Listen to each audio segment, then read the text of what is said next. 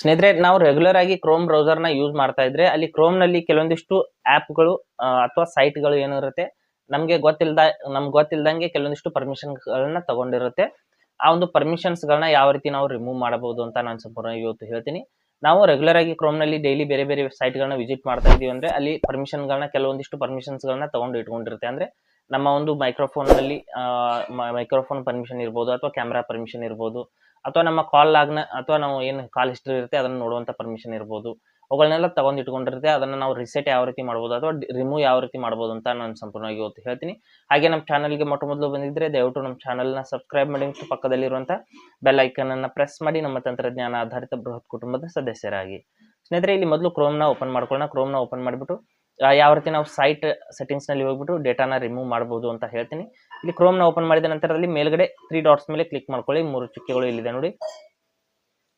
3 dots ಮೇಲೆ ಈ ರೀತಿ ಕ್ಲಿಕ್ ಮಾಡ್ಕೊಂಡ್ಬಿಟ್ಟು ಸೆಟ್ಟಿಂಗ್ಸ್ ಮೇಲೆ ಕ್ಲಿಕ್ ಮಾಡ್ಕೋಬೇಕು.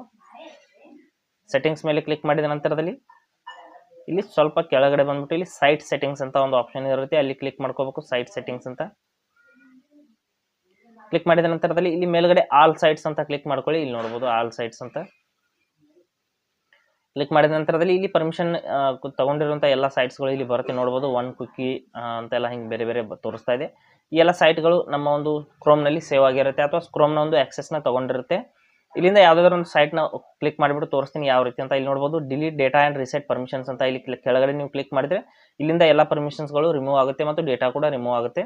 ನೀವು ಯಾವ್ದಾದ್ರು ಒಂದೇ ಒಂದು ಸೈಟ್ ನ ಈ ರೀತಿ ನೀವು ಡಿಲೀಟ್ ಮಾಡ್ಕೋಬಹುದು, ಬೇಡವಾದ ಸೈಟ್ ನ. ಇಲ್ಲಿ ಎಲ್ಲ ಸೈಟ್ಸ್ ಗಳು ಒಮ್ಮೆಲೆ ಡಿಲೀಟ್ ಮಾಡುವಂತ ಒಂದು ಆಪ್ಷನ್ ಇಲ್ಲಿ ನೋಡ್ತೀನಿ, ಇಲ್ಲ ಅನ್ಸುತ್ತೆ. ಇಲ್ಲಿ ನೋಡಿ, ಇಲ್ಲಿ ಈ ಕಡೆಗೆ ಡಿಲೀಟ್ ಅಂತ ಆಪ್ಷನ್ ಇದೆ, ಅದ್ರ ಮೇಲೆ ಕ್ಲಿಕ್ ಮಾಡಿಬಿಟ್ಟು ರಿಸೆಟ್ ಅಂತ ಇಲ್ಲಿ ಕ್ಲಿಕ್ ಮಾಡ್ಕೊಳ್ಳಿ. 100% ಡಿಲೀಟ್ ಆಗುತ್ತೆ. ಇಲ್ಲಿ ಡಿಲೀಟ್ ಬ್ರೌಸಿಂಗ್ ಡೇಟಾ ಅಂತ ಒಂದು ಆಪ್ಷನ್ ಇದೆ ಮೇಲ್ಗಡೆ, ಅದನ್ನು ಕೂಡ ಕ್ಲಿಕ್ ಮಾಡಿಬಿಟ್ಟು ನೋಡೋಣ. ಡಿಲೀಟ್ ಅಂಡ್ ರಿಸೆಟ್ ಅಂತ ಈ ರೀತಿ ಕ್ಲಿಕ್ ಮಾಡ್ಕೊಂಡ್ಬಿಟ್ಟು ಬೇಡವಾದಂಥ ಸೈಟ್ಗಳನ್ನೆಲ್ಲ ರಿಮೂವ್ ಮಾಡ್ಕೊಳ್ಳಿ. ನೋಡ್ಬೋದು ಇಲ್ಲಿ ತುಂಬಾ ಸೈಟ್ಸ್ಗಳಿದೆ, ಇವುಗಳನ್ನೆಲ್ಲ ನಾವು ರಿಮೂವ್ ಮಾಡ್ಕೋಬಹುದು. ಮೇಲ್ಗಡೆ ಡಿಲೀಟ್ ಬ್ರೌಸಿಂಗ್ ಡೇಟಾ ಅಂತ ಒಂದು ಆಪ್ಷನ್ ಇದೆ, ಅಲ್ಲಿ ಕ್ಲಿಕ್ ಮಾಡಿ ನೋಡೋಣ ಏನೇನಿದೆ ಅಂತ. ಇಲ್ಲಿ ಕ್ಲಿಕ್ ಮಾಡಿದ ನಂತರದಲ್ಲಿ ಇಲ್ಲಿ ನೋಡ್ಬೋದು ಲಾಸ್ಟ್ ಅವರ್ ಅಂತ ಇದೆ, ಇಲ್ಲಿ ಆಲ್ ಟೈಮ್ ಅಂತ ಸೆಲೆಕ್ಟ್ ಮಾಡ್ಕೋತೀನಿ.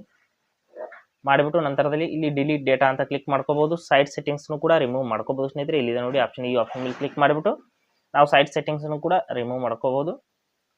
ಈ ರೀತಿ ನೀವು ಕ್ರೋಮ್ ಬ್ರೌಸರ್ ನಲ್ಲಿ ಯಾವ್ದಾದ್ರು ಪರ್ಮಿಷನ್ಗಳನ್ನ ಅಥವಾ ನಮ್ಮ ಒಂದು ಸೇವ್ ಇರುವಂತ ಒಂದು ಕ್ರೋಮ್ ಬ್ರೌಸರ್ ನಲ್ಲಿ ಸೇವ್ ಇರುವಂತ ವೆಬ್ಸೈಟ್ ಗಳ ಒಂದು ಆಕ್ಸೆಸ್ ಗಳನ್ನ ರಿಮೂವ್ ಮಾಡಬಹುದು.